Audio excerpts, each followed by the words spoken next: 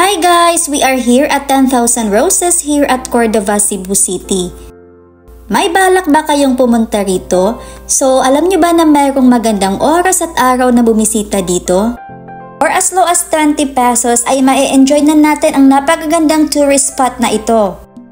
At 10 pesos naman para sa mga senior citizens at PWD. So para sa akin, 4:30 hanggang 5 o'clock ang pinakamagandang oras na nandito na tayo sa lugar. At sa magtatanong kung paano pupunta rito or makakamura, ano yung sasakyan papunta rito, please paki-comment na lang kasi usually naman ang pumupunta kasi dito mga naka-tour or family. So kung kayo ay mga konti lang or few people lang, so meron talagang murang way na pupunta dito.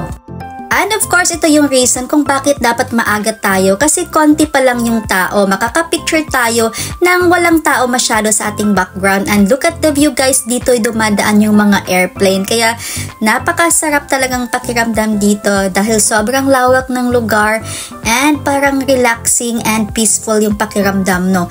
And syempre pag marami ng tao napupuno dito, so mahirap talagang mag-picture kasi marami ng tao sa background mo. So ano ba talaga ang ine-expect nating makita dito? Well, nothing much naman talaga aside sa mga roses. Yon, puti pa siya, ganito pa siya yung view niya, yung forma niya pag maliwanag pa. At mamaya, pag gabi na, ay iilaw yan.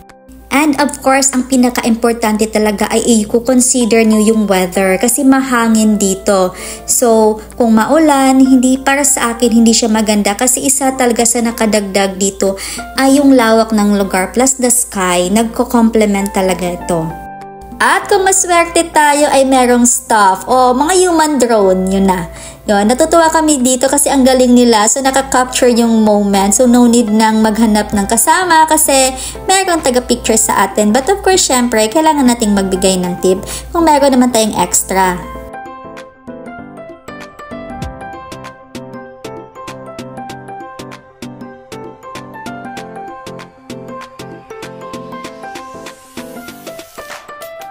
And this is another reason dapat kailangan maaga tayo para makita natin yung sunset. I am uploading this video September na at pang-apat na beses ko nang nakapunta dito. Imagine, pang-apat na. So grabe talaga, nagandahan talaga ako sa lugar na ito kasi bawat punta ko rito, iba't ibang skies ang nakikita ko. Same place pero yung feeling ay nandyan pa rin yung excitement. So this is it for sunset lovers like me. Ay ma-enjoy talaga natin dito at makakapag-aura tayo, makakapag-muni-muni tayo sa mga bagay-bagay.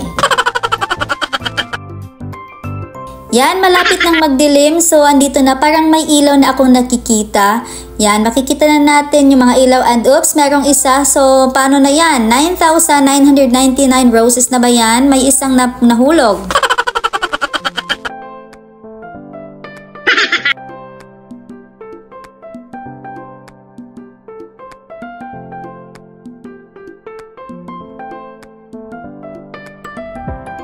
And of course, this is the nighttime view. Grabe, ito talaga ma-amaze ka. Parang ano talaga, ibang mundo siya. No, this is the top view kasi meron silang cafe and merong second floor. So makikita mo ang overlooking view ng 10,000 Roses. Meron din ditong kumakain. So as of now, we are waiting for our order. And on this side naman, ito yung Sixilex view. Paalala lang sa pupunta dito, bawal ang mga outside food. So meron naman silang cafe na nag-offer ng masasarap na pagkain but walang meals. So usually snacks lang. And para sa akin, hindi siya masyadong affordable kasi wala silang food na bababa ng 245. So here's our favorite pizza. Masarap siya in fairness. So here's the price. Check nyo lang para mabudgetan. And here it is, Friday night, Saturday night or Sunday night punta kayo rito kasi may kumakanta. Nagkumakanta sila between 8 to 10 p.m.